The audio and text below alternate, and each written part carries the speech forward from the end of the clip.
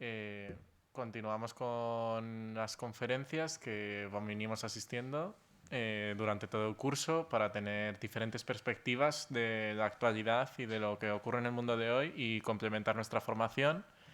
Y, cómo no, desgraciadamente en el mundo se ha dado en el último mes un conflicto bélico que nos concierne en materia de proximidad y en materia de geopolítica, por estar dentro de la Unión Europea y por ser ciudadanos españoles, entre Ucrania y Rusia, que es el tema que nos reúne aquí.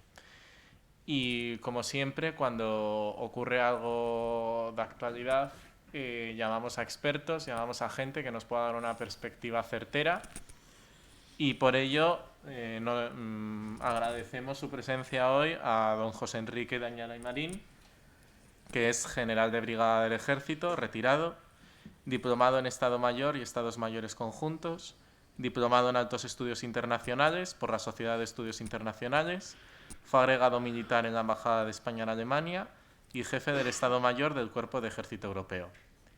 En la actualidad es analista de política internacional, es miembro del Consejo Editorial del Instituto Universitario Gutiérrez Mellado y de los Consejos de Asuntos Europeos y de Defensa de la Fundación Alternativas. Y por ello cedo la palabra para comenzar con la ponencia Ucrania, claves geopolíticas de un conflicto. Muchas gracias en nombre de todos los colegiales.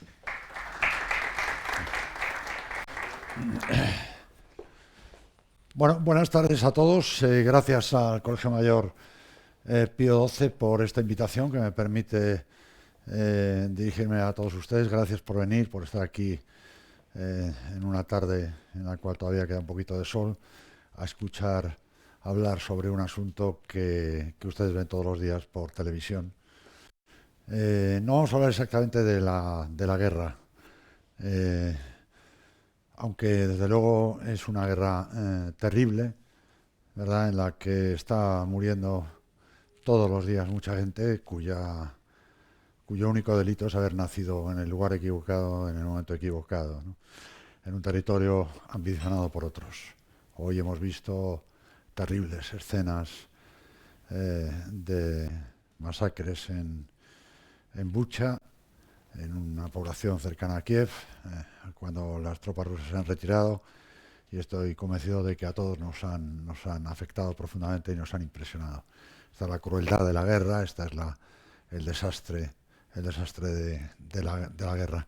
Quiero decir, antes de empezar con la charla, que lo que intentamos aquí es ver un poco cuáles son las claves geopolíticas históricas, antropológicas, geopolíticas, que han llevado a este conflicto. Y también cuáles pueden ser las consecuencias o cuál puede ser la salida del conflicto.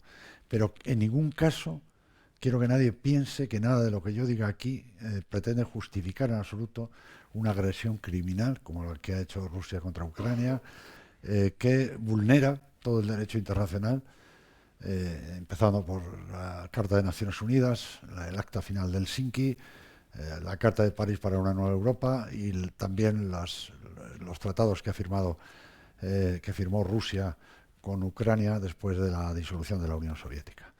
Por tanto, no justifica en absoluto el hecho de que haya unas raíces históricas del conflicto, ni en ningún caso se disculpa de ninguna manera lo que ha pasado. Pero creo que en un ambiente académico como es este, tenemos un poco también la necesidad de abrir el foco, de ver un poco más lejos, ¿no?, de ver qué es lo que ha pasado antes, ¿no?, por qué ha pasado esto, cómo se ha desarrollado, sobre todo porque las cosas muchas veces pueden evitarse cuando se conocen las causas y cuando se conocen las consecuencias. Y por tanto creo que es un ejercicio muy interesante, un ejercicio intelectual muy interesante, el preguntarse por qué pasan las cosas, ¿no?, el poner en cuestión las informaciones que se nos dan continuamente y el buscar por uno mismo razones, causas, orígenes, raíces, elementos colaterales de los asuntos. Preguntarse siempre por qué, ponerlo en cuestión. Creo que esa es una actitud muy interesante para conseguir aproximarse a la verdad de los hechos. y por tanto creo que ustedes deben poner también en cuestión lo que yo diga esta tarde aquí dentro de ese marco. Vamos a intentar hacer una presentación en estos 4 puntos, hablar un poco de la historia de Ucrania, para que veremos que es un país que ha pasado por unas vicisitudes históricas muy complicadas durante mucho tiempo.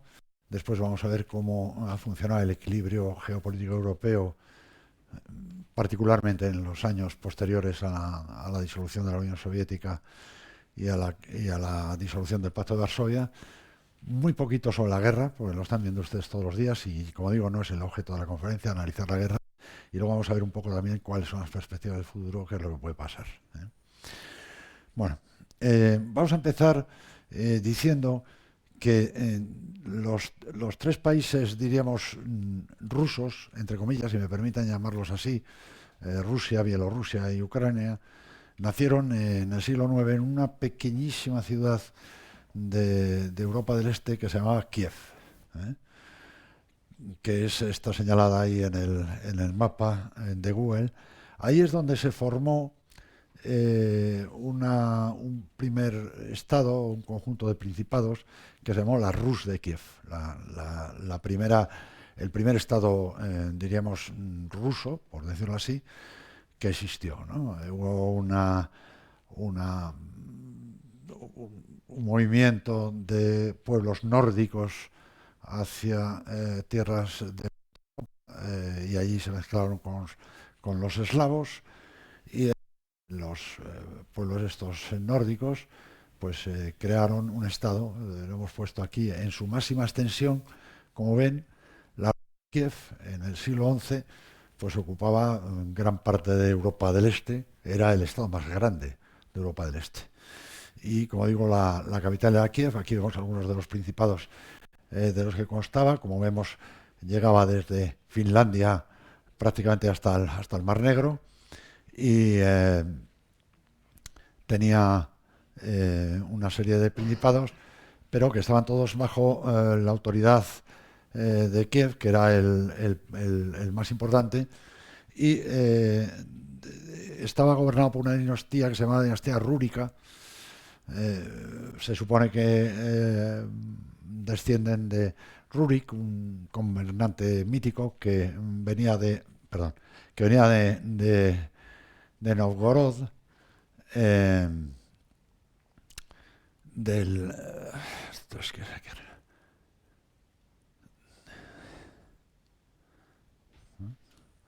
venía de la parte esta de Novgorod y bajó hasta Kiev. Vemos ya que aquí existe ya el Principado de Volinia y de Galicia. Estos son importantes. Veremos después que han sido una parte de Ucrania que realmente nunca ha pertenecido al Imperio Ruso hasta después de la Segunda Guerra Mundial, y eso en parte explica las diferencias internas políticas que ha habido en Ucrania entre partidarios de los países occidentales y partidarios de Rusia. Y aquí todavía no existe Moscú. Vemos en la siguiente diapositiva, en 1237, aquí la Rus de Kiev está a punto de desaparecer, barrida por una invasión mongola que se llamó la Horda de Oro, o la Horda Dorada, ¿no? Esta diapositiva tiene la particularidad de que aquí hay un pueblo pequeñito que ustedes no lo verán porque la proyección no lo permite, se llama Moscú, ¿no?, que pertenece al Principado de Vladimir. Está a unos 200 kilómetros al oeste de Vladimir, y había surgido como una fortaleza unos 60 años antes aproximadamente, ¿no? Pero todo esto, diríamos, sigue estando bajo el dominio de Kiev, y gran parte de lo que ahora es Rusia, como digo, incluido Moscú, pues pertenecen a esta Rus de Kiev, que va a ser desplazada inmediatamente por la Horda Dorada, que avanza desde Asia y llega un momento en que ocupa incluso este territorio de Moscú y de Kiev, casi hasta Vilnius, pero después se repliegan y dejan libre toda esta zona. Pero así, en ese momento ya Kiev, diríamos, empieza a decaer, empieza la decadencia de la ciudad y de su zona. Y en cambio Moscú empieza a tomar características de gran capital y hacerse con el poder de todas las regiones que hay alrededor, y pasa a ser, diríamos, la ciudad preponderante de esta parte del mundo eslavo que quedaba, diríamos, fuera del dominio de la Horda Dorada, ¿no? Nos vamos a dar algunos saltos en el tiempo, lógicamente no podemos explicar la historia entera, lo que me interesa es tener algunas claves, simplemente algunos hitos. En 1619, en el siglo XVII, esta es la mancomunidad o confederación polaco-lituana, ¿no? Que en fin, ocupaba también pues, una gran parte de Europa del Este, casi igual que lo que ocupaba el Rus de Kiev en su día, un poco más, diríamos, y que fue un poco la que acabó, diríamos, por absorber la mayor parte de lo que era la Rus de Kiev, excepto el Principado de Moscú, que se convertiría en el mismo siglo XVII en el zarato ruso. O sea, ya empieza a haber zares, siguen perteneciendo hasta finales del siglo XVII a la dinastía Rurik, la misma dinastía que había reinado en la Rus de Kiev durante muchos siglos, pero en distintas ramas. Es decir, la dinastía Rurik tenía algunas ramas y a finales del siglo XVII pues pasan a ser los Romanov, que son los que fueron zares ya hasta la Revolución Rusa de 1917, que acabó con el reinado de los zares, ¿no? Bien, entonces como vemos, este era el Principado o Palatinado de Kiev, que estaba absorbido por la Confederación o Mancomunidad polaco-lituana, mientras que el zarato ruso no estaba dentro de esa confederación. Luego, en 1654, la comunidad, la mancomunidad polaco-lituana se debilita y prácticamente desaparece, por una parte por la invasión sueca por el norte y por otra parte por unas invasiones de túrquicos por el sur, y entonces se debilita, y en 1654 se produce un levantamiento cosaco y entonces crean un estado que se llama el Hetmanato cosaco o primer Hetmanato, que es esta zona en su máxima expansión, llegó a ocupar todo este territorio. Fíjense que estos límites blancos son lo que ahora es Ucrania, ¿eh? Y el Hetmanato cosaco ocupó esta zona en su máxima expansión. Al principio empezó solo en una zona al este del río Dnieper, y después llegó a ocupar parte del centro de lo que ahora es Ucrania y también el este. Esta zona no, porque esta zona pertenecía a los pueblos túrquicos y luego se convirtió en un kanato hasta que no lo ocupó Catalina la Grande. Bien, fíjense en esta fecha, 1654, porque luego volveremos sobre ella, es importante. Es la primera vez que el Estado ucraniano se une al Estado ruso, después de la Rus de Kiev, en la cual de alguna manera gran parte del territorio que ahora es Rusia occidental había pertenecido a la Rus de Kiev, pero como tal Estado ucraniano, este Hetmanato en 1654, ante la amenaza de los pueblos túrquicos del sur, se une a Rusia, pide su integración con el zarato de ruso y se integra por primera vez, y ya no se separaría nunca más realmente, más que, como veremos, 2 o 3 años después de la Primera Guerra Mundial. Bien, seguimos. Bueno, esta es cómo estaba en 1748, justo antes de Catalina la Grande, la situación en Europa. La comunidad polaco-lituana existe todavía, pero es muchísimo más pequeña, pero sigue manteniendo partes de lo que luego sería Ucrania. Por supuesto, Ucrania no existe, existe el Imperio Ruso, y la parte que ahora es Ucrania, diríamos, es esto, y estaría repartida entre la comunidad polaco-lituana, el Imperio Ruso y Hungría. Entonces, esta es... esto está un poco en ruso, pero vamos, yo os lo explico. Estas son las conquistas de Catalina la Grande. Como ven, una de las conquistas que hizo en 1783 fue la del Kanato de Crimea. Después de 7 o 8 años de independencia, este Kanato pasó a integrarse en Rusia y llegó a conquistar pues prácticamente casi toda, diríamos, lo que ahora es Ucrania, ¿verdad? Excepto esta zona, que sigue siendo la de Galicia-Volinia, que en ningún caso, como digo, formó parte de Ucrania hasta después de la Segunda Guerra Mundial.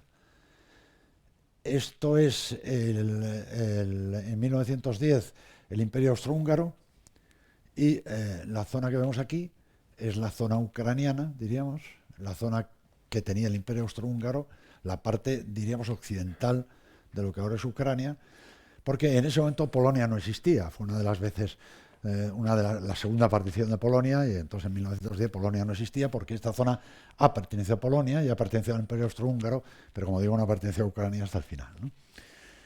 Bien, pasamos a después de la Segunda Guerra Mundial, y como les dije antes, es el único momento en el que Ucrania fue independiente, pero no fue una Ucrania, sino dos. Es decir, había una República Popular de Ucrania, que era la más oriental, y una República Popular de Ucrania Occidental, que se correspondían un poco, diríamos, esta con la parte que había pertenecido al Imperio Austrohúngaro y a Polonia, y esta con la parte que había pertenecido al Imperio Ruso. En ese momento, al terminar la Segunda Guerra Mundial, la Primera Guerra Mundial, perdón, como saben ustedes, los imperios centrales se derrumbaron, el Imperio Austrohúngaro desapareció, el Imperio Ruso se hundió también por la Revolución Rusa de 1917, y entonces esta zona quedó realmente huérfana, diríamos, había pertenecido parte a un imperio y parte a otra, y entonces, aprovechando que aquí había una guerra civil entre el Ejército Rojo y el Ejército Blanco, una guerra civil que hubo después de la Revolución Rusa, entre el Ejército Rojo y el Ejército Blanco por el predominio, diríamos, en Rusia, pues se crearon estas dos repúblicas que solo existieron, diríamos, hasta 1921, cuando ya los bolcheviques se hacen con el control de toda Rusia y de la Unión Soviética en general, ¿no? Y entonces ya, diríamos, pasa a pertenecer Ucrania a la Unión Soviética. Y aquí vemos la Segunda Guerra Mundial, el avance nazi, que ocupa Ucrania, aunque Ucrania en realidad, que es esta parte, diríamos, para los nazis, pues era más o menos la mitad de lo que es Ucrania ahora. Gran parte de ella correspondió a Hungría, porque Hungría, diríamos, apoyó a los nazis, y estaba el gobierno húngaro en ese momento estaba a favor de los nazis, y entonces una buena parte del sur de lo que ahora es Ucrania pasó a Hungría, y otra parte pues tenía una administración específica de los nazis. Entonces, claro, cuando llegaron los nazis a Ucrania, bueno, habían pasado ya algunas cosas, ¿no? La pertenencia de Ucrania a la Unión Soviética en la época de Stalin no fue muy agradable, que digamos. Sucedió una cosa que se llamó el Holodomor, o la Gran Hambruna, en los años 30, entre el año 31 y 33, en el cual murieron aproximadamente unos 5 millones de personas de hambre. ¿Por qué? Pues porque, en fin, hubo muchos problemas de producción debido a la colectivización de la agricultura, desaparecieron los pequeños propietarios, y además hubo una serie de circunstancias negativas climatológicas y de sequías, tanto en Ucrania como en Rusia. Gran parte del grano de Ucrania se llevó a Rusia para alimentar a los rusos, y entonces hubo una hambruna en Ucrania, como murieron millones de personas, se moría la gente de hambre por la calle, ¿no? Entonces, claro, los ucranianos realmente muy buen recuerdo de Stalin no tienen, ¿no? Y esa parte, diríamos, esa parte de su historia, pues ha tenido una influencia enorme, diríamos, en el sentimiento ucraniano de independencia o de rechazo hacia Rusia. Por eso, cuando los nazis llegaron a Ucrania, pues en la parte occidental de Ucrania hubo mucha gente que les ayudó, mucha gente que les apuntó. Se crearon en la parte esta de Galicia, que es la parte que hemos dicho que era más occidental, que en realidad nunca ha pertenecido a la Unión Soviética, pues se creó una división de las Waffen-SS con el nombre de Galicia, que combatió para combatir, pero más que para apoyar a los nazis, para combatir a los soviéticos, ¿no? Pero en fin, hubo mucho colaboracionismo, diríamos, con los nazis, sobre todo, como digo, en la parte occidental de Ucrania, ¿no? Y entonces, como toda Ucrania, diríamos, fue invadida por los nazis, pues efectivamente aquellos, lógicamente los colaboracionistas de los nazis, pues fueron los que mandaban allí, ¿verdad? Y los que hicieron pues allí sus masacres, etcétera, ¿no? Y claro, cuando luego a finales del año 43 y del año 44 y principio, a finales del año 43 y principios del año 44, los rusos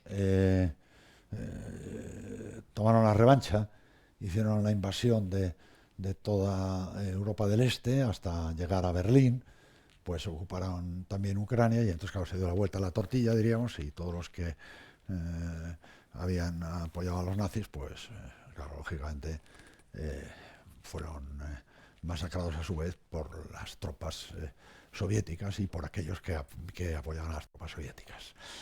Y cuando terminó la Segunda Guerra Mundial, pues pasó otra cosa, que fue que a Polonia la pusieron ruedas y la movieron hacia Occidente. Y entonces toda esta zona toda esta zona que era polaca pasó a ser soviética, pasó a pertenecer a la Unión Soviética, y en cambio a Polonia le entregaron toda esta zona que pertenecía a Alemania.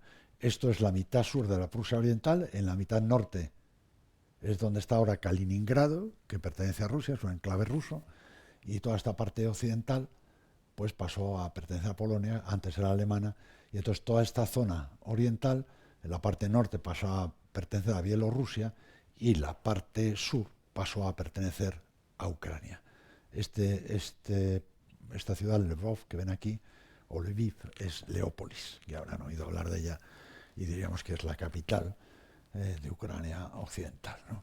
Y por tanto, por primera vez, después de la Segunda Guerra Mundial, Ucrania pasa a ser lo que es ahora, geográficamente. Es decir, ello, claro, Putin dice, no, es que Ucrania no ha existido nunca, es que somos la misma nación. Bueno, vamos a ver, son ramas del mismo tronco, pero como pueden ser ramas del mismo tronco, Chile y Colombia. Pero durante siglos y sobre todo durante los últimos años, pues se ha creado una identidad ucraniana como nación, y por tanto, pues efectivamente son naciones diferentes, y aunque tengan la misma raíz, pues son naciones diferentes. Y claro, evidentemente lo que sí que explica esta historia que acabo de contar un poco, pues es que hay una parte de Ucrania que ha sido siempre, diríamos, parte de Polonia o parte del Imperio Austrohúngaro, y hay otra parte que ha sido siempre parte del Imperio Ruso. Entonces la palabra Ucraina significa tierra de frontera, es una tierra de confrontación, diríamos, entre Occidente y Oriente, ¿no? Por eso, y ya me adelanto un poquito, a lo mejor la idea de la neutralidad de Ucrania pues no es tan mala idea, ¿no? Porque si estamos en un país en el que efectivamente tiene dos tendencias o dos almas o dos, aunque ahora realmente después de la invasión rusa la verdad es que la parte, diríamos, rusófona, o que podría ser en su caso rusófila, pues ya no es tan rusófila como es lógico, ¿no? O sea que yo creo que ahora mismo amigos, lo que se dice amigos, no han hecho muchos los rusos, ¿no? Allí, ¿no? Por tanto, diríamos que ahora lo que han conseguido ha sido unir más a los ucranianos en contra de ellos de lo que habían estado nunca unidos, porque, como digo, su origen pues es un poquito diverso. Bien, efectivamente, como vemos aquí, después de la Segunda Guerra Mundial, enseguida en el año 49 se instituye el telón de acero y se separa, ¿verdad?, Europa en dos, entre lo que es la Unión Soviética y sus aliados del Pacto de Varsovia y lo que son los aliados de la OTAN, ¿no?, que son los que están en azul, ¿no? Y luego los países neutrales, Suiza, Austria, Irlanda, Suecia y Yugoslavia, que no pertenecía al Pacto de Varsovia, pero tenía también un régimen comunista, ¿no?, en ese momento. Claro, estos 40 años, pues diríamos que la Unión Soviética mantiene su unidad. Fíjense aquí en los tres países bálticos que forman parte de la Unión Soviética: Bielorrusia, Ucrania, y he puesto aquí 1954. ¿Se acuerdan ustedes cuando les decía quédense con la fecha de 1654? Porque fue la primera vez que Ucrania se unió a Rusia. Bueno, pues para celebrar el 300 aniversario de la unión de Ucrania con Rusia, el Soviet Supremo transfirió Crimea de Rusia, a la que pertenecía, a Ucrania. Claro, nadie le preguntó a la población de Crimea si querían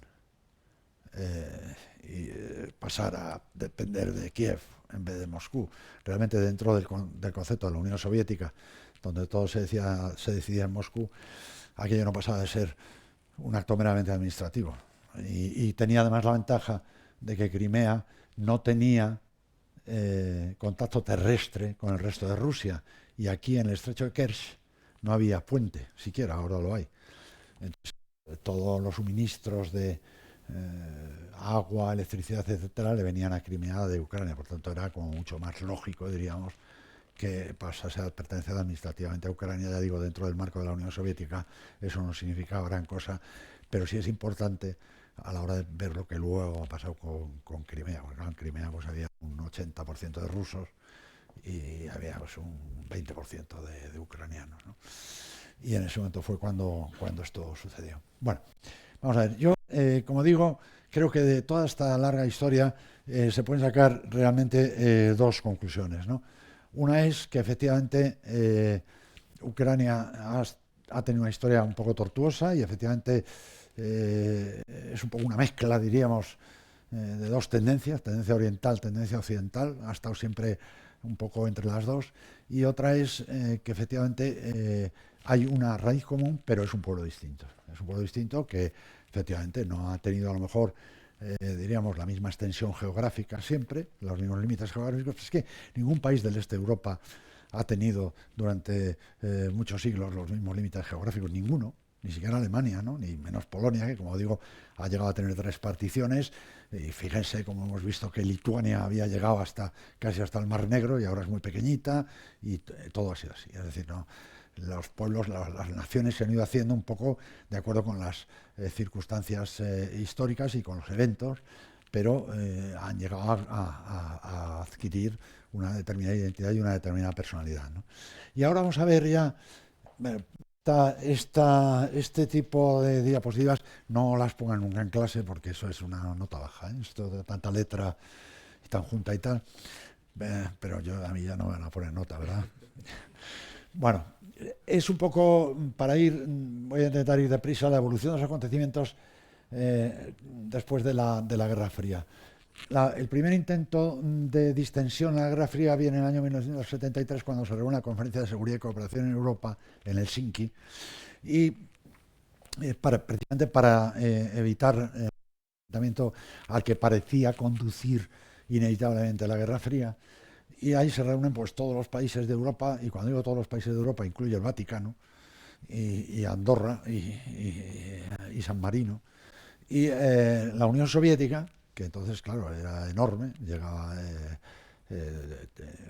como sabéis, se dividió en 15 países diferentes, Estados Unidos y Canadá. Y entonces, en el año 1975, acuerdan lo que se llamó el Acta Final de Helsinki. El Acta Final de Helsinki, diríamos, es un poco la piedra angular de la seguridad en Europa. Describe pues, una serie de principios, como son la inviolabilidad de las fronteras, el respeto a los derechos humanos, la no agresión, la resolución pacífica de los conflictos, etcétera. Una serie de principios, lo firman todos y todo el mundo se queda muy contento y tal. En octubre de 1990 se produce la reunificación de Alemania. Y en noviembre de ese mismo año, al mes siguiente, la Carta de París para una nueva Europa, que algunos definen como el Tratado de Paz de la Guerra Fría, ¿no? Ahí es donde se pone punto final a la Guerra Fría. Al año siguiente ya se disolvería el Pacto de Varsovia y se disolvería incluso la Unión Soviética, ¿no? Ese fue un momento en el que hubo la posibilidad de llegar a un arreglo pacífico para toda Europa. Gorbachev, que era entonces el presidente de la Unión Soviética, todavía existía la Unión Soviética, propuso disolver el Pacto de Varsovia y la OTAN y que la Conferencia de Seguridad y Cooperación en Europa se transformara en una organización permanente y se hiciera cargo de la seguridad de toda Europa. Y entonces él hablaba de la Casa Común Europea, es decir, de hacer un acuerdo de seguridad, una arquitectura de seguridad en la cual se integrara a Rusia, se integrara a todos los países europeos, tanto del este como del oeste, y se creara un marco de seguridad colectiva, dirigido por una organización neutral, que no era la OTAN ni el Pacto de Varsovia, sino la Conferencia de Seguridad y Cooperación en Europa. Todavía era una conferencia, no era una organización, y hubo algunos dirigentes europeos, como Mitterrand o Olof Palme, que luego sería asesinado, que apoyaron la idea de esa gran Europa, diríamos, que llegaría hasta Vladivostok en el Índico, y que integraría incluso. Gorbachov llegó a pedir el ingreso de Rusia en la OTAN. Es decir, ellos querían de alguna manera integrarse y que se integrara toda la arquitectura de seguridad europea, pero Estados Unidos no quiso. Estados Unidos no quiso porque Estados Unidos vio la oportunidad de ampliar su influencia sobre Europa y no quería renunciar a la OTAN, que había funcionado muy bien durante 40 años, claro, como enfrentamiento a la Unión Soviética. Desde luego, en ese momento de la unificación alemana, me consta que a Gorbachov se le dieron garantías de que la OTAN no se iba a ampliar hacia el este, más allá de Alemania Oriental. Fue un momento delicado porque, claro, la reunificación alemana era un punto muy importante para Alemania y era un punto muy delicado para Europa. Nosotros estábamos entonces en Alemania. Entonces, bueno, pues hubo un momento en el que se dijo, bueno, pues, Alemania se reunifica, pero la OTAN se queda donde está. Y Estados Unidos dijo que iba a dar más papel a la Conferencia de Seguridad y Cooperación en Europa, pero que la OTAN no se disolvía porque se iba a convertir en un foro político y en fin, que no había demasiado problema, ¿no? Claro, en julio se disuelve el Pacto de Varsovia, en diciembre se disuelve la URSS, y luego lo que está en azul, bueno, en 1995, efectivamente, la Conferencia de Seguridad en Europa se convierte en Organización de Seguridad y Cooperación en Europa. Ya no existía la URSS ni el Pacto de Varsovia, se apuntó hasta Mongolia, y desde luego, claro, los países asiáticos que formaban parte de la Unión Soviética, que eran 5, y claro, pues hay 57 países, y actúa por unanimidad. Y encima no tiene poder ejecutivo, porque no tiene capacidad legal, diríamos. Así que tiene observadores, ¿sí? Manda observadores de la OSCE y tal, a la selección y tal. Bueno, observadores, si les dejan, observan, y si no les dejan, no observan. Y si les dejan y observan, pues informan, y ahí se queda la cosa, ¿no? Entonces, en el año 1997 se firma el Acta Fundacional OTAN-Rusia. Ustedes habrán oído seguramente hablar de que ahora Rusia pretende que la OTAN vuelva a las fronteras de 1997. No es exacto. No es que quiera volver a las fronteras de 1997, es que quiere que se respete lo que ellos interpretan que se acordó en el Acta Fundacional de 1997, que es que no hubiera bases permanentes en los nuevos países que perteneciesen a la OTAN. Y las hay, porque están los sistemas antimisiles en Rumanía y en Polonia, los sistemas antimisiles de Estados Unidos en Rumanía y Polonia. Bueno, yo he leído, desde luego, he leído todo, ¿no? Pero he leído el Acta Fundacional OTAN-Rusia y no dice exactamente que no se pueda, dice que no es conveniente. Lo que no se puede es poner armas nucleares, según el acta. Pero lo otro no dice exactamente que no se pueda, dice que no se debe, pero no que no se pueda. Bien. Y lo que está en azul, como vemos también en la diapositiva siguiente, es lo que se refiere específicamente a las relaciones entre Rusia y Ucrania. En 1994 firman el memorándum de Budapest, por el cual Ucrania le transfiere todas sus armas nucleares a Rusia. Y a cambio Rusia reconoce las fronteras de Ucrania tal como quedan en el momento de la independencia, en el momento de la disolución de la Unión Soviética. Incluida Crimea. Crimea no quería pertenecer a Ucrania. En Crimea, en el año 92, votaron una constitución para la independencia, para unirse a Rusia, pero Ucrania, la Rada Suprema de Ucrania, la ha hecho abajo, y en el año 94 volvieron a repetir la jugada y el Tribunal Supremo de Ucrania volvió a echar abajo.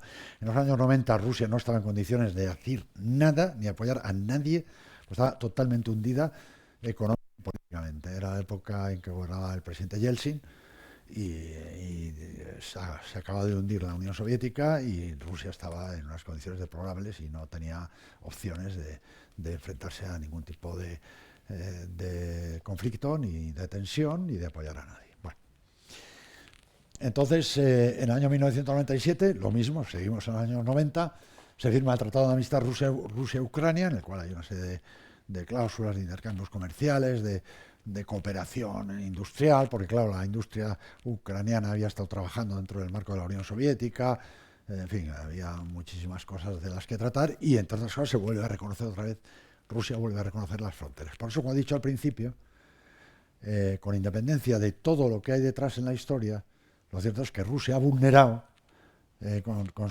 su ataque, lo vulneró ya en 2014, tanto el memorándum de Budapest como el Tratado de Amistad Rusia-Ucrania. Luego, en 1999 se produce la primera ampliación de la OTAN al este y en 2004 la segunda ampliación de la OTAN al este, ¿no? Estas son las ampliaciones. Como vemos, lo que no se iba a hacer, es decir, la OTAN no se iba a mover una pulgada de Alemania, pero se movió, ¿no? Esta es la parte de Alemania del Este, esta es la primera ampliación en amarillo, a Polonia, Checoslovaquia, porque entonces existía Checoslovaquia todavía, y Hungría, y esta es la segunda ampliación, que ya coge el resto de los países que pertenecían al Pacto de Varsovia e incluso los tres países bálticos, que pertenecían a la Unión Soviética. Son los únicos países pertenecientes a la Unión Soviética que han entrado en la OTAN. Y ahí quedó el enclave de Kaliningrado, que es un enclave ruso, la parte norte, si se acuerdan, de Prusia Oriental, que era ruso, y ahora, claro, al pasar estos tres países a ser parte de la OTAN y de la Unión Europea, pues se ha quedado ahí aislado, ¿no? Bien. Lo que está en azul sigue siendo la parte ucraniana rusa. En 2004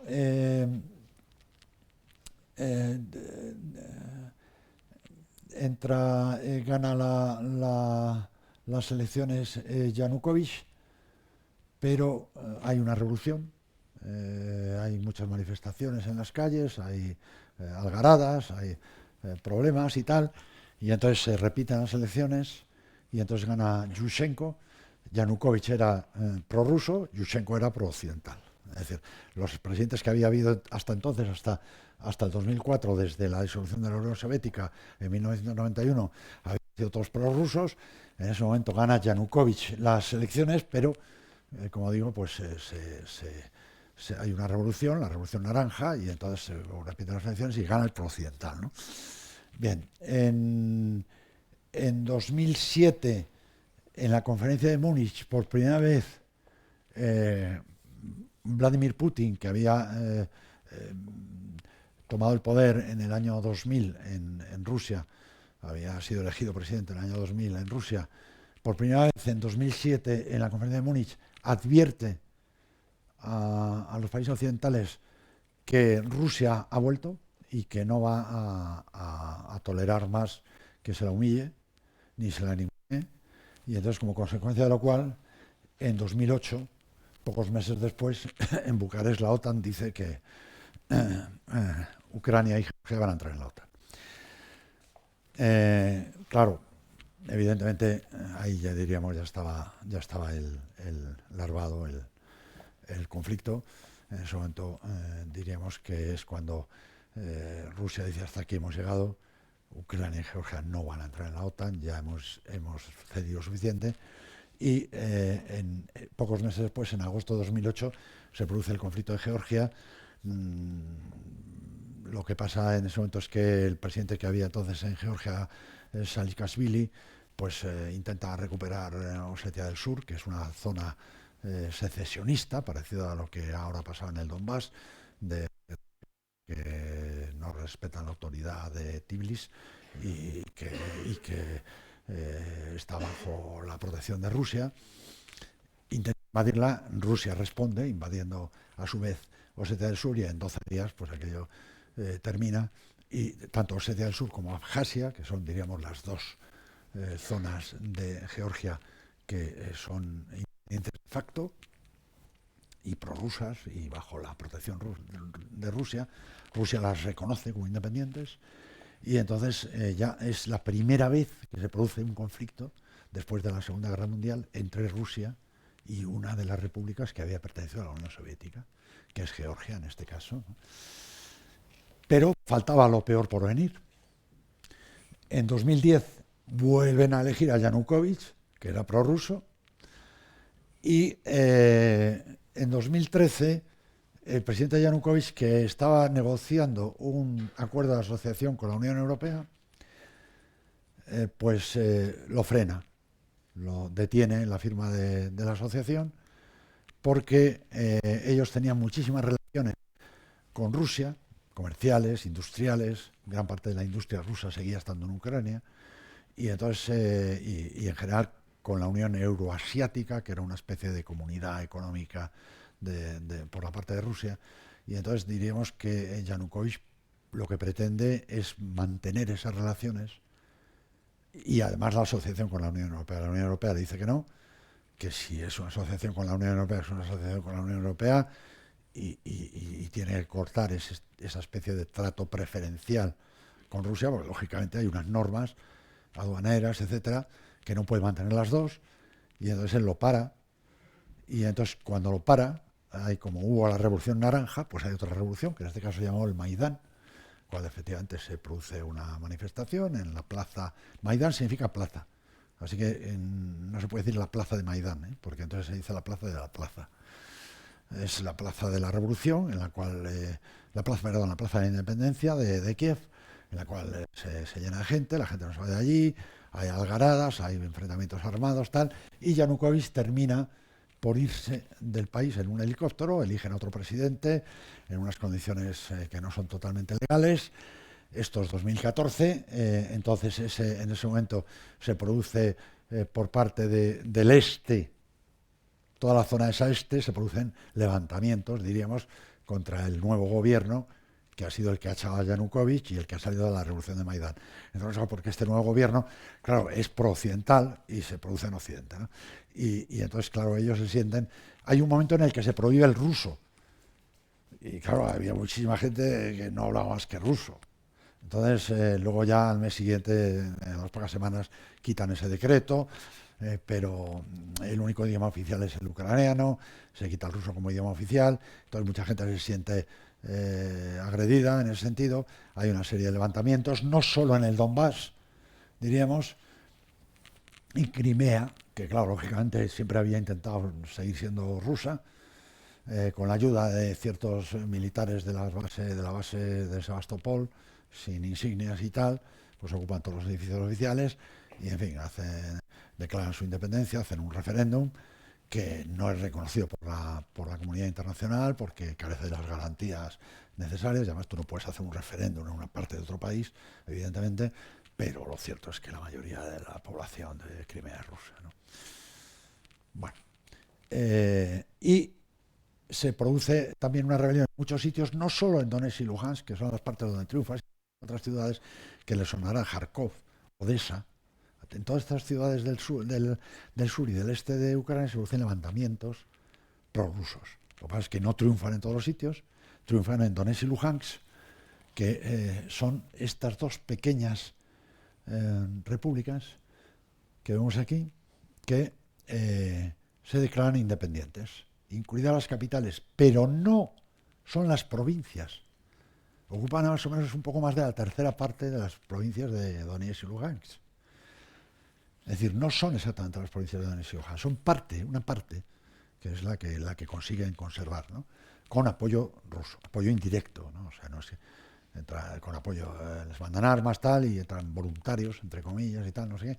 Y bueno, y ahí les hacen un poquito de ayuda y se quedan estas partes como independientes, ¿no? Y Crimea, por supuesto, pide la anexión y tal, y pasa a ser rusa, ¿no?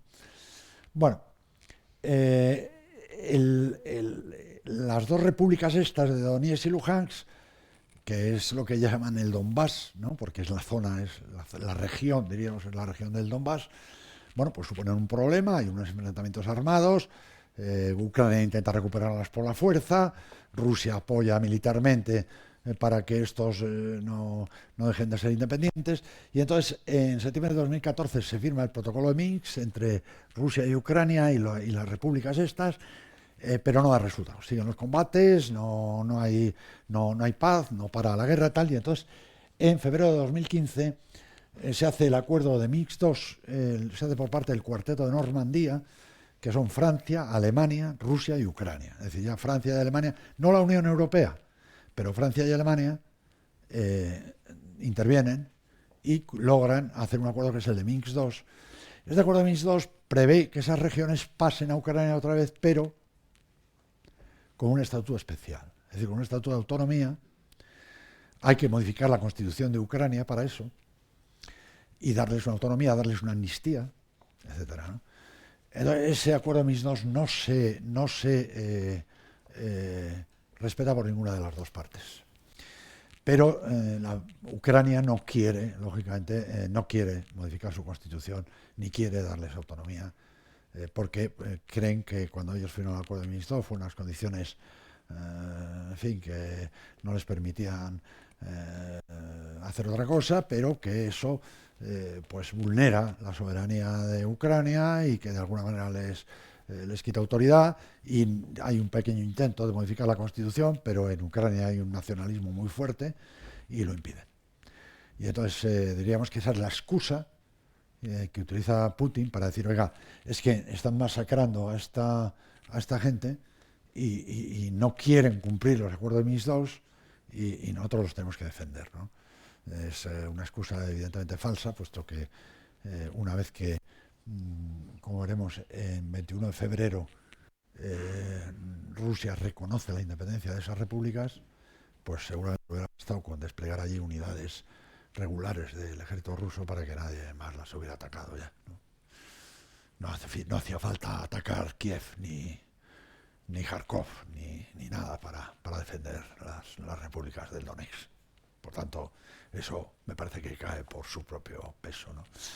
En diciembre de 2021, el gobierno ruso manda una carta a la OTAN y a Estados Unidos, a la Unión Europea la deja aparte, diciendo que, con una serie de exigencias, diciendo que no quiere que Ucrania entre en la OTAN, que Ucrania tiene que ser neutral y que además, bueno, una serie que tiene que estar desmilitarizada, que todas esas bases permanentes que hay de la OTAN en Rumanía y en Polonia se tienen que quitar de ahí porque van en contra del Acta Única de 1997, en fin, una serie de exigencias. Entonces, la OTAN y Estados Unidos le contestan que eso no puede ser, que Ucrania tiene todo el derecho del mundo a decidir si quiere pertenecer a la OTAN o quiere pertenecer al Club de Campo, que es un país soberano y que eso de las esferas de influencia y de las soberanías limitadas, o sea que eso se acabó, que es una cosa de la Guerra Fría y que no tiene ningún derecho a decirle a Ucrania lo que tiene que hacer y que por lo tanto no va a hacer. Por lo tanto no van a negociar y tal. Y entonces el día 21 Putin reconoce la independencia de las repúblicas y el día 24 de febrero empieza la invasión, ¿no? Ya conocen ustedes, habrán visto muchas veces el mapa de la guerra. Ya digo que no voy a entrar demasiado en eso, porque es una cosa de todos los días. Este es un mapa de finales de marzo, de la semana pasada. Ahora las partes rusas se están retirando, como saben, de la zona de Kiev, y se están concentrando en la zona del Donbass, que es esto, ¿no?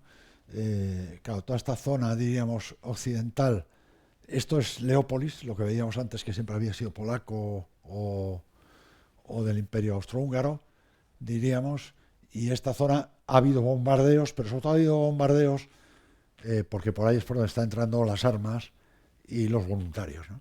Y entonces lo que intentan, diríamos, decir, pues, un momento, que aquí no, esto no es barra libre, porque aquí si entráis pues vais a ser bombardeados y tal, ¿no? Pero realmente lo que han llegado a ocupar las tropas rusas ha sido esta parte, y esto es el Donbass, diríamos.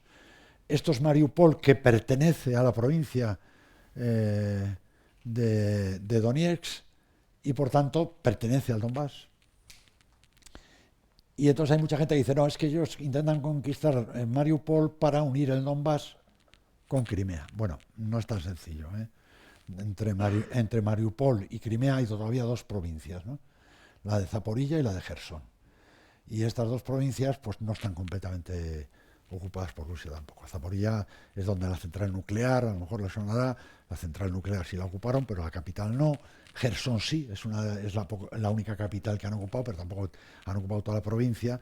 Y entonces cabe la posibilidad de que bien Rusia quiera efectivamente todo lo que es el Donbass y unir con Crimea, con lo cual necesitaría estas dos provincias también, o diríamos en su máxima expresión.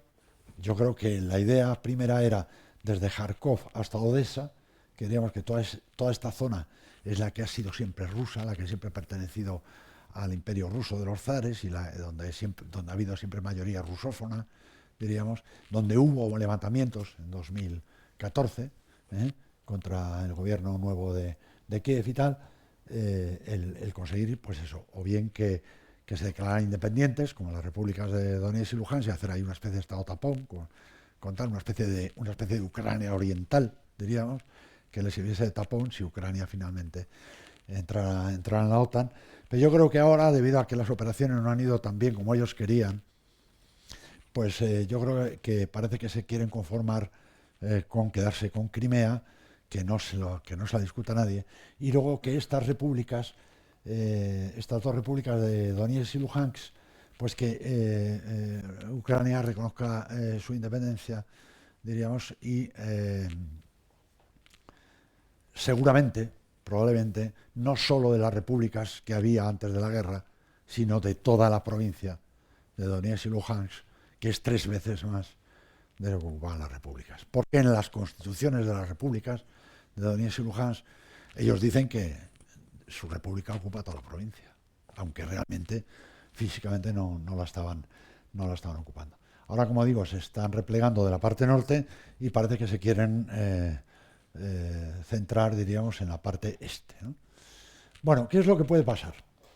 Empezamos desde lo más gordo a lo más fino, o a lo menos grave. La Tercera Guerra Mundial, hombre, evidentemente, claro, nadie quiere, ¿no? Quiero decir, Rusia tiene 6.300 ojivas nucleares. No todas en activo, pero no hace falta. Una sola bomba, la Tsar, se llama Tsar, así como el Zar, tiene 50 megatones, la bomba más potente del mundo. Es 2.700 veces, casi 3.000 veces la bomba de Hiroshima, ella sola. En fin, no digo más. No sé si en algún momento Rusia se sintiera amenazada en su propio territorio existencialmente, pues no dudaría en usar las armas nucleares. Y si Rusia las usara, las usaría también Estados Unidos y el resto de los países del mundo. Y esto, pues en fin, sin ánimo de ser pesimista, iríamos todos al cielo, ¿verdad? Bien, no creo que vaya a pasar. No creo que vaya a pasar, pero no se puede arrinconar a Rusia. Eso, en fin, hay que darlo en mente siempre, ¿no? Quiero decir, si en un momento determinado están muy desesperados, pues evidentemente, claro, esa es la razón por la cual la OTAN no ha defendido a Ucrania, evidentemente, ¿no? Porque si no, la OTAN pues hubiera defendido a Ucrania. No hace falta que Ucrania sea de la OTAN para defenderla. Afganistán no era de la OTAN, ¿eh? Quiero decir, lo que se ha hecho, desde mi punto de vista, es un error. Es decir, si tú, OTAN, estás diciendo a Rusia, mire, no quiero negociar la neutralidad de Ucrania, no le hago caso, pero no la voy a defender. Hombre. Bueno, victoria rusa o estancamiento, que es casi lo mismo, porque la victoria rusa ya no va a ser una victoria, diríamos, que van a ocupar toda Ucrania, ni van a quitar el régimen que existe en Kiev, todas las cosas, porque claro, si quitas el régimen que hay en Kiev y pones un régimen títere, te tienes que quedar para soportarlo, porque en el momento del día siguiente de que te vayas, lo van a quitar. Y no están como para ocupar Ucrania, porque Ucrania es más grande que España. Y bueno, para que os hagáis una idea, Hitler invadió Polonia con 1,5 millones de hombres en 1979. Y tardó 5 semanas y la Unión Soviética la invadió por el este. Hubo un pacto entre la Unión Soviética y Alemania, entre la Unión Soviética comunista y la Alemania nazi, el pacto entre Stalin y Hitler, y invadieron Polonia por los dos lados. 1,5 millones, y ahora están peleando 150.000, 200.000 hombres. No, con eso no se puede ocupar Ucrania, ¿no? Entonces, esa victoria rusa supondría, diríamos, que efectivamente el Donbass no vuelve a ser ucraniano. Con eso diríamos ya, porque ya se ha aceptado, como sabéis, el, por parte de Ucrania se ha aceptado la neutralidad en la no pertenencia a la OTAN, diríamos que era la primera exigencia rusa. La segunda exigencia rusa es que no se hable más de Crimea, que Crimea es rusa y punto.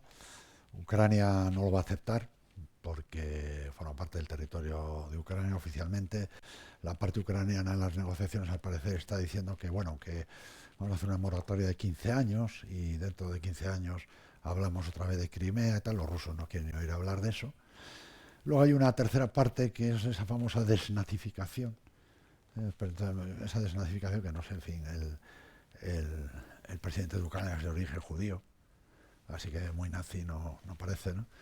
Pero es verdad que hay ciertos elementos muy extremistas dentro de Ucrania y tal. Bueno, pues ahí a lo mejor se podría poner alguna cláusula de que se respete el idioma ruso o que, en fin, alguna cosa de este tipo declarativo que tampoco sería más importante. Y queda la parte, diríamos, de el Donbass.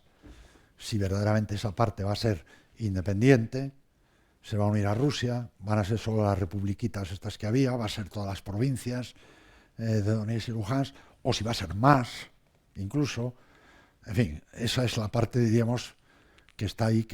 Y entonces lo que puede pasar es que efectivamente Ucrania declare su neutralidad, las tropas rusas se retiren, más o menos a la posición antes de la guerra, pero que quede ahí esa parte, por eso decimos estancamiento, que queda ahí como un conflicto latente, como ese que veíamos antes de Abjasia del Sur y de Osetia del Sur y de Abjasia en Georgia, o Transnistria en Moldavia, que es una parte de Moldavia pequeñita también, que es independiente de facto, y que queda ahí eso como un tumor, un conflicto latente que queda ahí, que Ucrania no está de acuerdo. Para Ucrania sigue siendo Ucrania, para Rusia no, y eso, pues claro, en el futuro pues puede dar lugar otra vez a que eso se caliente de nuevo, como cualquier conflicto latente, y puede dar lugar en el futuro a más problemas, aparte de que las sanciones seguramente se mantendrían, o por lo menos buena parte de ellas, con lo cual Europa la seguiría sufriendo, como la está sufriendo ahora, y además Rusia, pues en fin, podría caer en un cierto caos económico, lo cual, como he dicho antes, cuando se trata de un país con tanta fuerza nuclear, no parece tampoco una buena idea. Bien.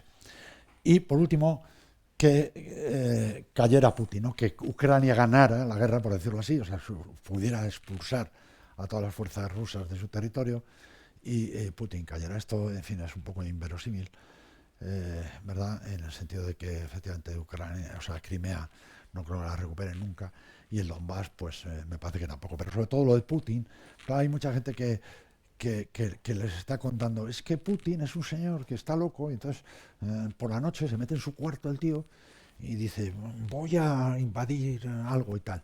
Hombre, eso no es así, ¿eh? La realidad dista mucho de ese tipo de películas del oeste, ¿no? En el cual hay uno que es el malo y otro es el bueno y tal. Ahí hay un conjunto político, militar, económico y tal, que es el que le aguanta. Es este es el resultado de las elecciones legislativas rusas de 2021. Que las elecciones, bueno, pueden ser de aquella manera y tal, pero vamos, está claro que son resultados más o menos ajustados a la realidad, porque así como en Moscú y en San Petersburgo hay gente efectivamente occidentalizada, con mucha información y con capacidad de decidir y tal, pero en el resto de Rusia, la gran Rusia, entre la desinformación que existe y el pueblo ruso, pues en fin, apoya generalmente a Putin, ¿no? Rusia Unida es el partido que apoya a Putin, tiene 2/3 de la Duma, que es la Cámara Baja.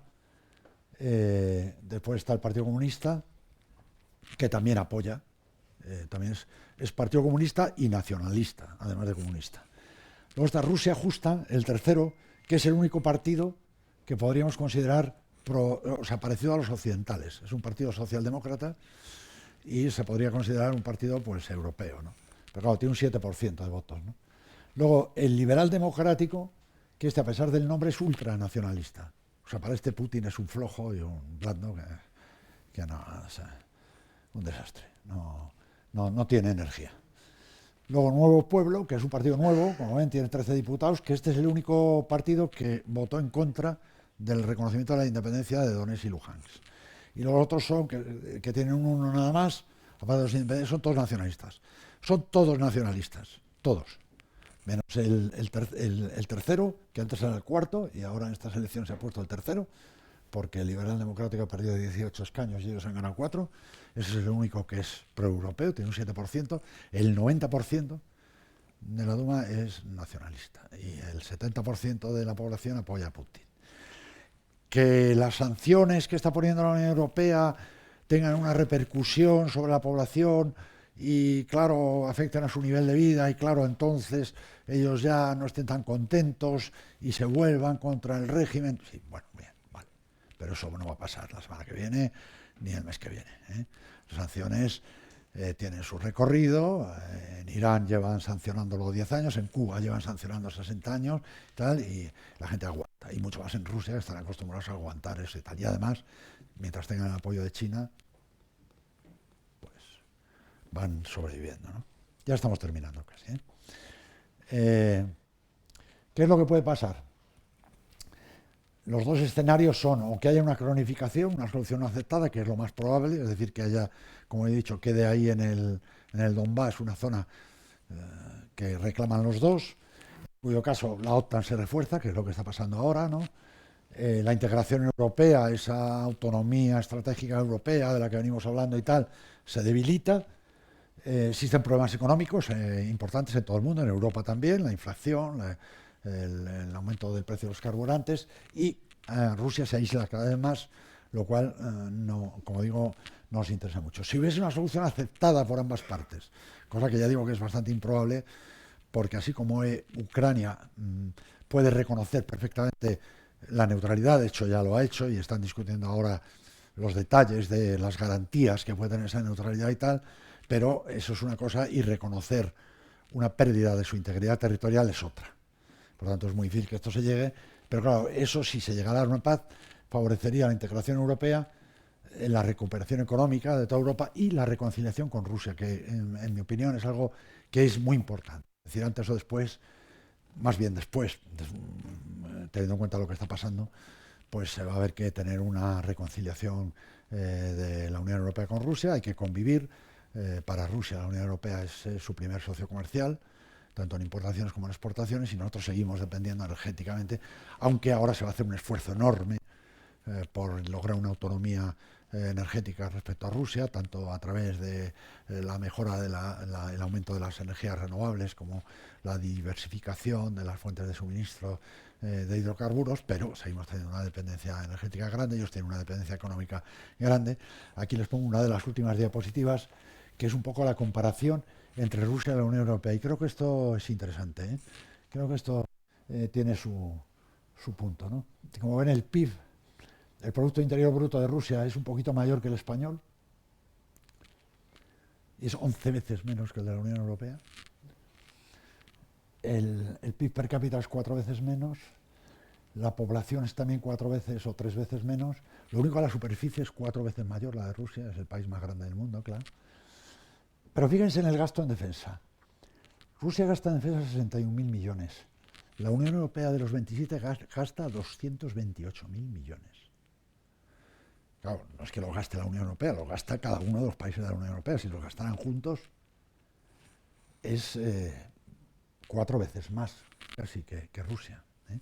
Solo Alemania, que es el que más gasta, igual que Francia, más o menos son cantidades parecidas, gasta 52.000 millones. Pero si Alemania llega al 2% del PIB, del Producto Interior Bruto, que es lo que ha dicho el canciller Scholz que van a hacer, pasaría de los 70.000 millones. Es decir, gastaría bastante más que Rusia. Es decir, este cuadro nos da una idea de lo que es Rusia de verdad. O sea, Rusia es un gigante con pies de barro. Rusia tiene 6.000 armas nucleares, 6.000 ojivas nucleares, pero no tiene capacidad económica, ni demográfica, ni política para ser una gran potencia. Entonces, lo que intenta, diríamos, es ser una potencia por lo menos regional y de alguna manera intentar influir en su entorno e intentar protegerse, ¿no? Diríamos, ¿no? Ya digo que esto no disculpa en absoluto la agresión brutal y criminal que ha hecho Putin, como digo, que ha vulnerado toda la legislación internacional, pero eso es una realidad. Entonces nos enfrentamos, y esta es la última diapositiva, a un futuro en el cual tenemos dos posibilidades geopolíticas, ¿no?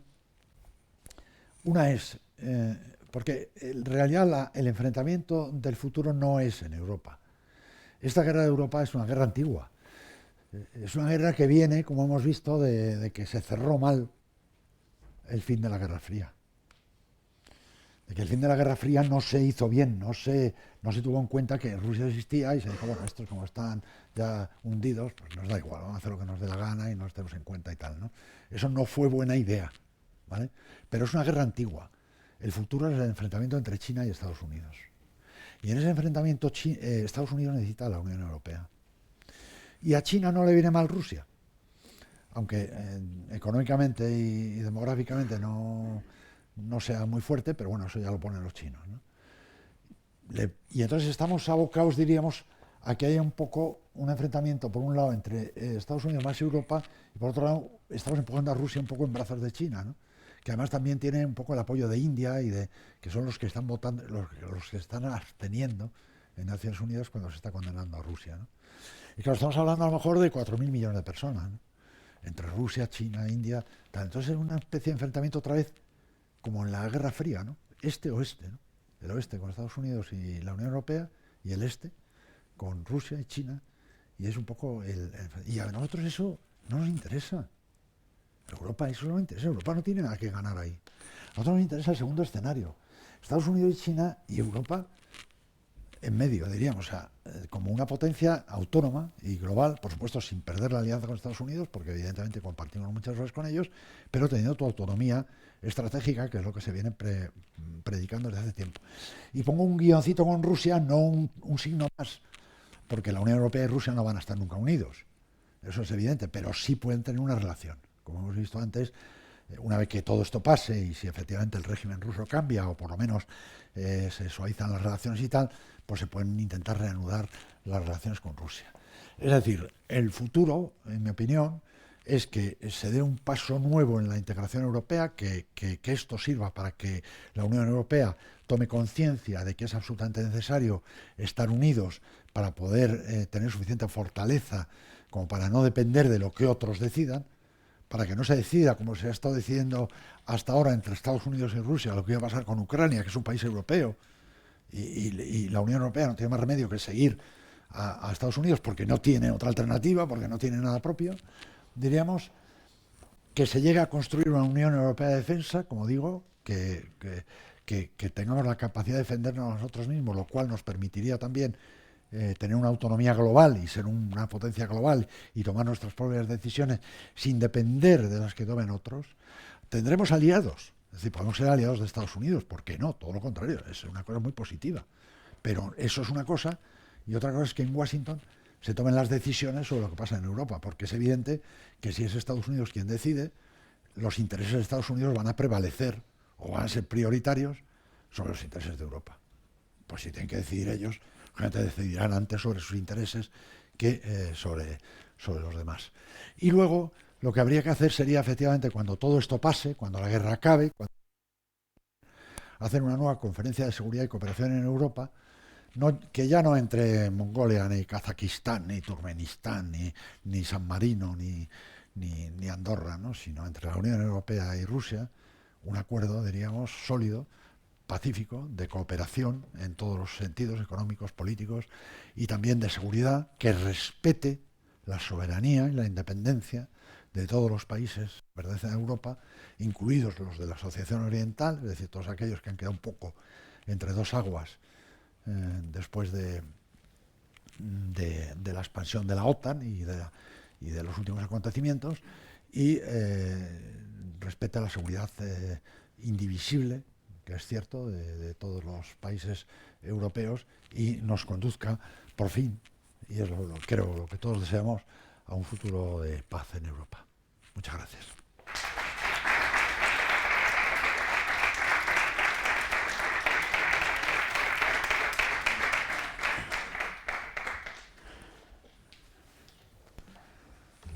Pues recalcar el agradecimiento por parte de todos de esta magnífica conferencia, y yo creo que si nadie tiene ninguna aportación podemos dar por concluido. Y Como ahora queráis, si paso queréis a hacer, si ¿alguien hay tiene alguna alguna pregunta. duda o algo? Yo creo que ha quedado todo. Yo quería preguntarle que, o sea, como general, usted ¿qué autoridad cree que podría tener sobre un simple soldado que, al estar en los territorios de Rusia y Ucrania tan unidos, habrá gente que tenga familia en ambos territorios? Entonces, ¿cómo cree que podría influir una orden suya en un soldado para combatir contra su familia, digamos? Perdón, soy Juan Gallardo y nada, estoy haciendo de mi... Bueno, es un tema interesante, desde luego, no solo por eso, sino porque como hemos visto a lo mejor las matanzas de hoy en Bucha, también esta mañana he estado en Antena 3, en Espejo Público, y hemos hablado de eso. ¿Hasta qué punto ese tipo de acciones de guerra son decididas, diríamos, a un nivel alto de Estado Mayor o de jefes o tal, o son decididas al nivel de los que están entrando en ese pueblo y los que están a lo mejor combatiendo en ese pueblo? Es decir, qué relaciones de disciplina existen, diríamos, entre los soldados y los altos mandos militares, ¿no? Es evidente que muchos de los soldados que hay ahí están obligados a actuar como actúan, y otros están haciendo lo que les da la gana. Y entre otras, a lo mejor la masacre de Bucha es de este segundo tipo, ¿no? Es decir, el tipo de los soldados que a lo mejor son milicianos o son gente que no pertenece estrictamente al ejército, los hay en los dos bandos, ¿eh? Y entonces pues son crueles y destrozan todo lo que ven porque han pasado miedo, porque tienen ira, porque tienen venganza, porque lo que quieren, ¿no? Y en el otro lado, otra gente que no quiere a lo mejor combatir, pero tiene que combatir. En el lado ucraniano también, como saben, están obligando a toda la gente joven entre 18 y 60 años a quedarse en el país, no les dejan salir para que combatan, tanto si quieren combatir como si no quieren combatir. Es decir, aquello de la objeción de conciencia que había aquí en España cuando había mili obligatoria y tal, y una objeción religiosa o una objeción filosófica o cualquier tipo de objeción, pues eso no se contempla. Tienes que combatir sí o sí. Por lo tanto, si tú no quieres combatir, te da igual porque tienes que hacerlo. En Ucrania y en Rusia igualmente, el señor que le llevan allí, pues le llevan allí obligado, a lo mejor. Lógicamente a él no le preguntan si quiere ir o no. Está integrado en una unidad militar y va. Con la diferencia, y esto es muy importante a la hora de valorar lo que está pasando en el teatro de operaciones, que unos están defendiendo su patria, su familia, su casa, y claro, tienen una motivación alta, y los otros, muchos de ellos no saben ni dónde están, ni qué están haciendo allí, ni por qué. Pero están obligados a hacerlo, porque evidentemente si un soldado no cumple una orden, pues se le somete a un consejo de guerra. Y puede ir a la cárcel, o puede ser fusilado, o puede ser, en fin, puede tener alguna sanción, pero muy grave, ¿no? Y por tanto, pues evidentemente, una de las principales preocupaciones de cualquier mando en un conflicto de este tipo es motivar suficientemente a sus subordinados para que efectivamente combatan. Lo cual es mucho más fácil, lógicamente, en el bando ucraniano, porque basta con decirles, oye, están atacando tu casa, que en el bando ruso, en el cual pues realmente no están muy seguros de por qué están haciendo aquello, ni qué están haciendo allí, ¿no? Yo tendría otra segunda Sí, sí. pregunta. Todos, o sea,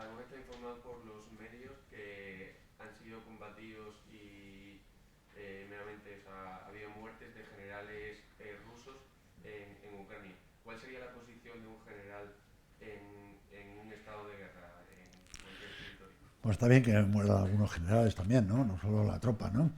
Yo creo que al fin y al cabo son profesionales, ¿no?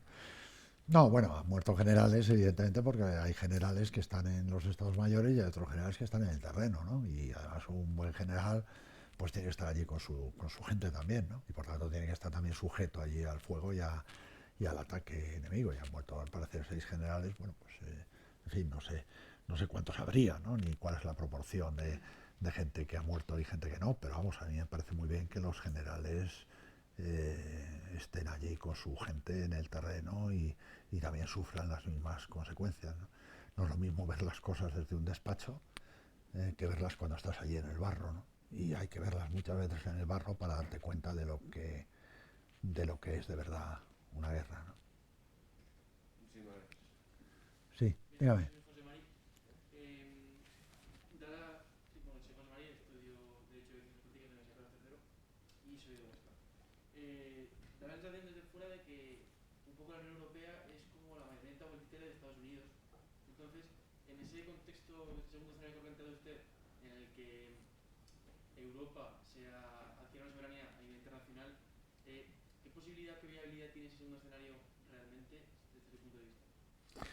Bueno, en noviembre de 2019, el primer discurso que hizo Josep Borrell, el alto representante de la Unión Europea para la política exterior de seguridad común, dijo en el Parlamento Europeo que si Europa no se convertía en un poder global, en una potencia global, sería el campo de juego de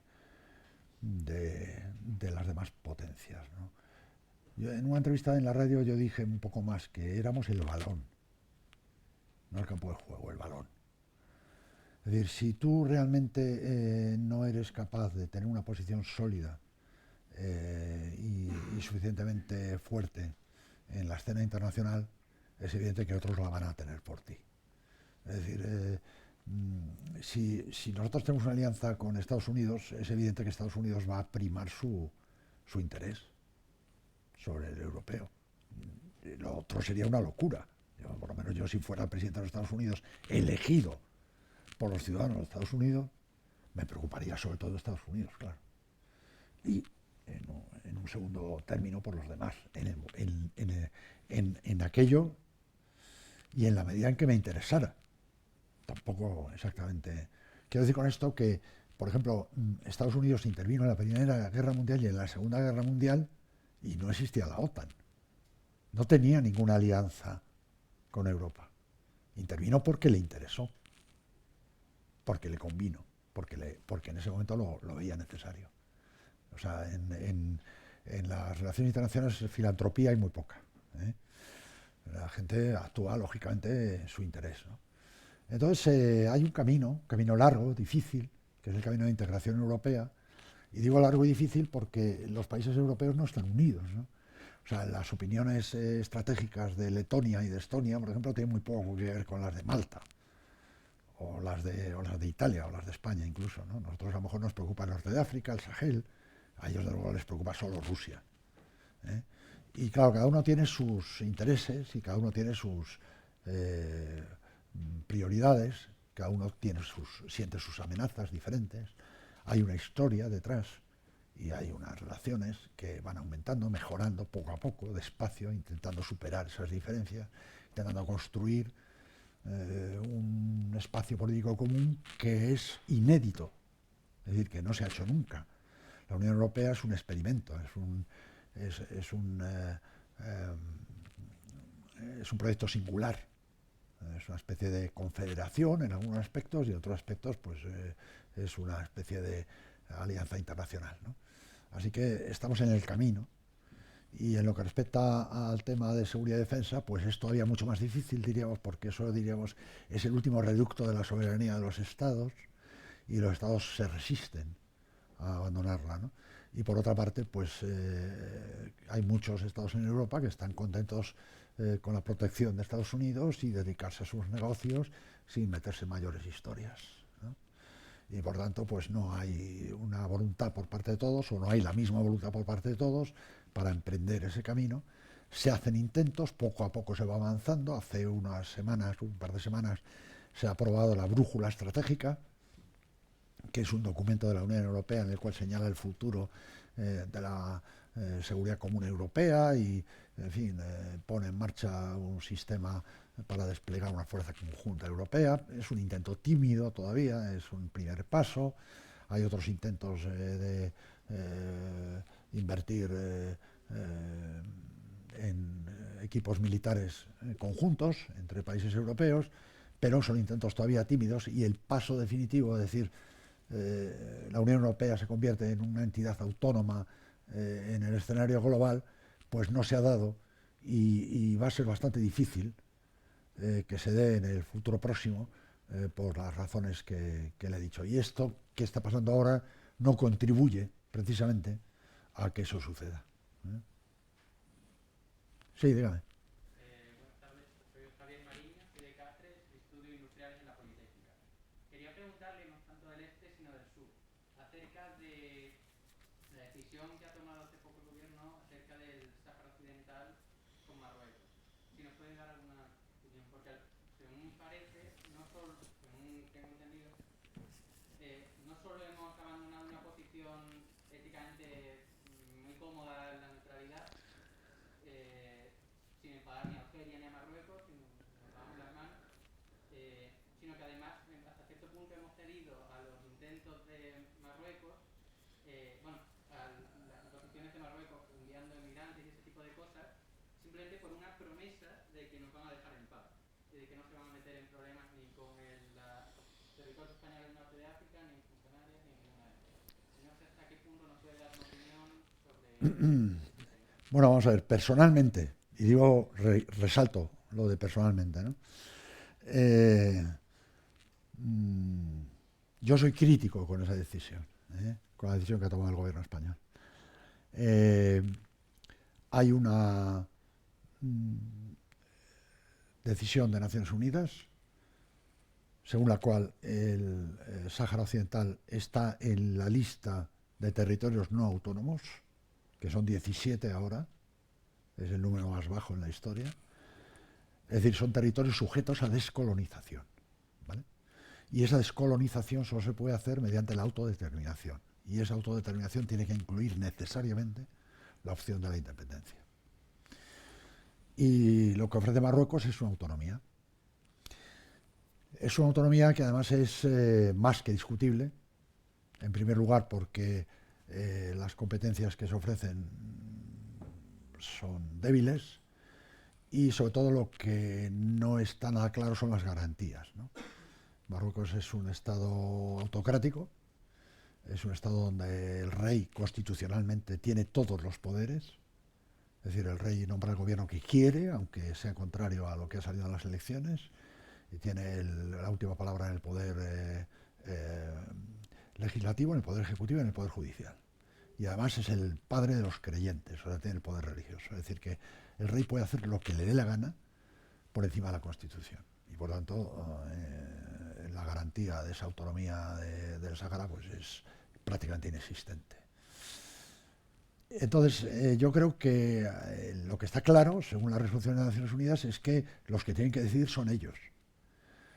Yo creo que es poco realista pensar que el Sáhara vaya a ser independiente algún día, porque Marruecos no lo va a permitir.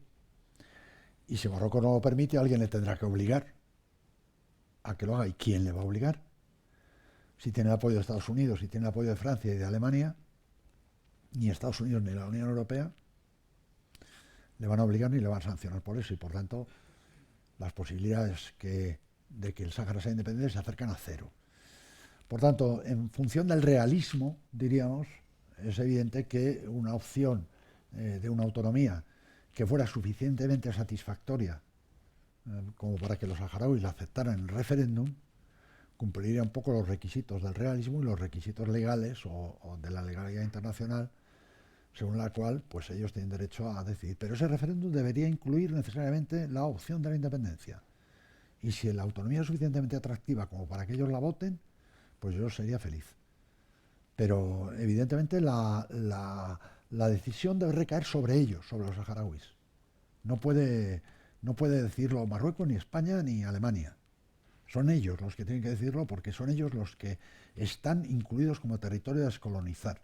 Y por tanto, ellos tienen derecho a la autodeterminación, tal como se le ha reconocido en Naciones Unidas, en numerosas resoluciones.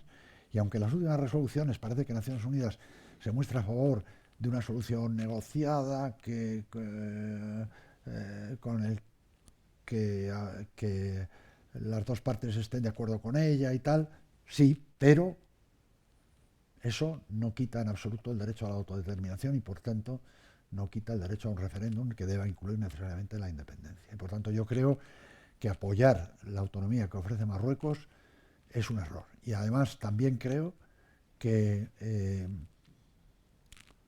si se hace a cambio de algo, dejando aparte ya el tema legal y el tema ético del posible abandono de los saharauis, ese algo debe estar por escrito.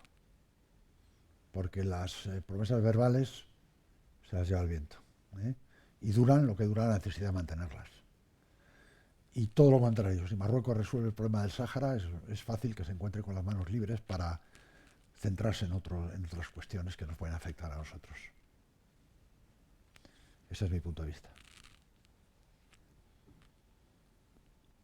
¿Alguna cosa más? Pues muchas gracias por todo y recalco nuestro agradecimiento. Encantado de haber podido hacer esto. Muchas gracias. Gracias.